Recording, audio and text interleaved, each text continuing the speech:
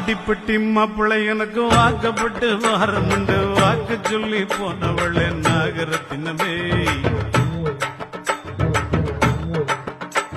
எவ்வாடிப்பட்டி மாப்பிள்ளை எனக்கு வாக்கப்பட்டு வாரமுண்டு வாக்கு சொல்லி போனவளே நாகரத்தினமே இப்போ வாச கதவை சாத்திரிய நாகரத்தினமே என்னைய மோசம் பண்ண பாக்குறிய நாகரத்தினமே இப்போ வாச கதவை சாத்திரிய